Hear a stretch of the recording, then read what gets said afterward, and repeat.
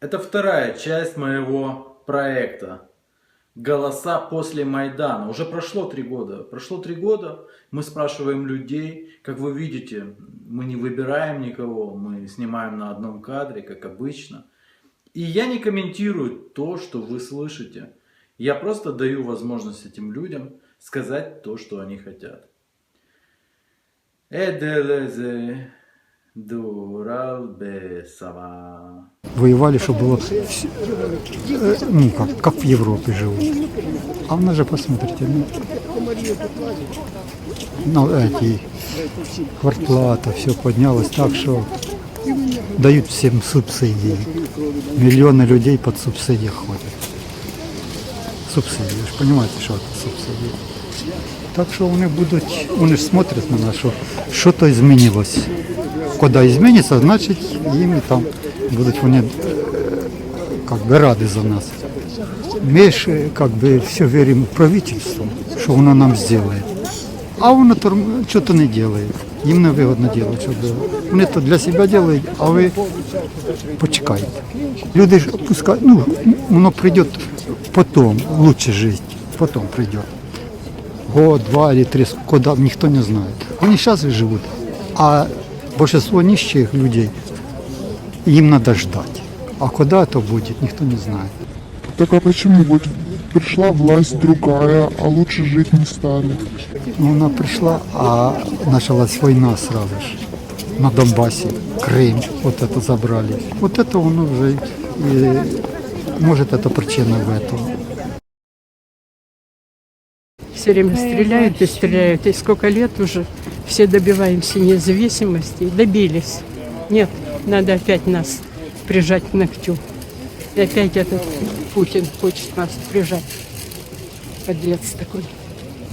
Вот так. И пусть за Родину, за свою, за Украину, за нашу, за нас. Чтобы мы жили хорошо. Они же не думали, что они все погибнут. Они думали, что они чего-то добьются. А у нас, видите, как добились. Чего они хотели добиться, чтобы было другое правительство, чтобы оно как-то более относилось нормально к народу. Я думаю, что так. Чтобы они слышали нас, слышали, что мы хотим. И чтобы делали так, как мы хотим. А лишь не получается. А почему? А сейчас слышат? Да сейчас. Может быть, они что-то там и делают, но ничего не говорят нам. Чтобы кто-то выступил, да сказал, что там какая-то... Правда, говорят и по радио, по свободным говорят. Но, наверное, может, еще надо что-то, чтобы мы добились чего-то. Сильно зажались. Я считаю, что если бы пару человек, или не пару человек, а там... Считаю, что для таких людей, которые вот остались, которые показывают нам, сколько там у них всего, и как они, судьи эти все, как они судили, как все, то считаю, что должна быть смертная казнь для этих людей. Так же, как для Милошевича было, Югослава. Его расстреляли, вот такие у нас должно быть, потому что толку не будет. А скажите, вот после Майдана стало лучше или хуже? Ну, как лучше? Хуже стало, конечно. И цены повысились, и все. И все нас... Гибнуть, так и гибнуть надо. Да. Какой Донецкий, сколько Да, погибает. Получается зря? конечно, получается. Так же, как и зря. Это может быть и не зря. Мы помним под Крутами ребят. Мы будем всегда, пока мы будем жить, и этих ребят всех, и этих мужиков. Все-таки зря или не зря погибли? Ну, не зря, наверное. Какой-то урок есть. Ну, если после Майдана стало только хуже, вы говорите. Тоже, может быть, мы считаем, что это может быть временное пока будет. А там может быть и получше. Кто его знает? Посмотрим, как будет. А что нужно, вот, чтобы стало лучше? Надо, чтобы украинцы были, чтобы они были все патриоты. Чтобы они все любили Родину. Не только единицы, а чтобы все. И чтобы все их стояли и только за это вот за Украину. Так как, ну, иначе нельзя, только патриотизм должен быть. на высоком уровне. На высоком уровне. А что в вашем понимании патриотизм? Чтобы нетерпимо относились к тем людям, которые вот сидят в правительстве и свою только линию гнут. Вот, чтобы было, ну, каждый человек, который туда идет в Верховную Раду, и который и депутаты, кто, чтобы они любили свою родину, чтобы они были порядочными людьми и честными людьми, самое главное. И все. Майдана, я считаю, что его не нужно уже. Потому что, как вам сказать, все, которые были на Майдане, наши правители, что толку с того, что они были там? Что толку с того? То есть не надо выходить на Майдан, несмотря на то, что даже стало хуже. Не надо, я считаю, что не надо. Те, которые сейчас молодежь, они должны быть патриотами и должны защищать и быть порядочными людьми. У нас же журналисты какие, они же не задают вопросы, такие прямые вопросы. А почему? Потому что боятся, потому что на них они боятся, за свои семьи, за себя боятся. Потому что, видно, еще есть много людей, которые не могут, то есть, которые вредят им и не дают сказать правду. А при каких условиях мы сможем начать говорить правду и задавать Когда вы все будете смотреть в одну сторону, когда вы все будете думать, так Когда как, у вас будет да, защита. когда у вас защита будет, правильно, когда вы не будете бояться, свобода слова будет. Она тоже есть сейчас свобода, но это тут свобода слова.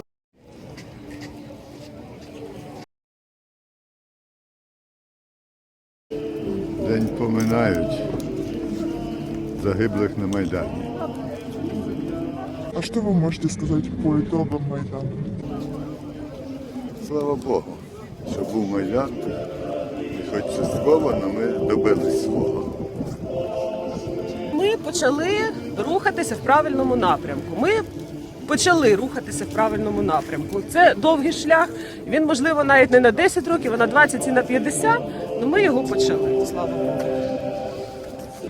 А можно ли было как-то вот не таким путем, без жертв обойтись? Ну, знаєте, це не до нас питання. Там от є ще живий Янукович, зверніться до нього, чи можна було обійтися до жертв, без жертв, вибачте.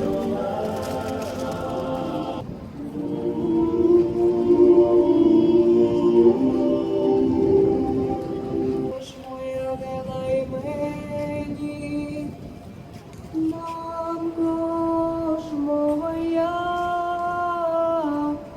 не лай мені, ей, залаєш ми в злу годину, залаєш ми. Революция гідності. Погибли люди, Небесная Сотня. Сделали хорошее дело, а для людей жизни пока не сделали. Нормально. Для пенсионеров, безработицы. Получается, ребята погибли зря? Не, ребята не зря. Власть пришла, поэтому от власти я не вижу сейчас за 3 года результатов. А за что тогда они За что? За свободу, за независимость, за Украину. А до Майдана не было независимости? Ну, Свободы? диктатура была при Януковиче, узурпация власти. Все дни Донецкой руководили. Скажите, кому я интервью даю? Это для интернета. Ну, хватит. Ну, а скажите, Я все вам рассказал. вот еще один вопрос. Я все вам рассказал. Ну вот как вы считаете, стало лучше или хуже после? Я вам ответил на эту предварительно. Я же вам рассказал все. Все я вам сказал. Нет, а скажите, лучше или хуже? Вы сами догадываетесь. Я вам и на этот вопрос ответ дал. Пожалуйста.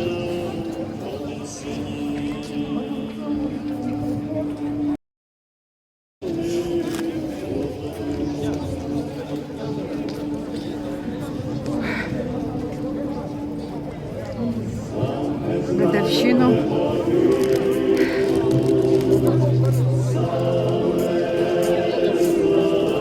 Майдановської революції.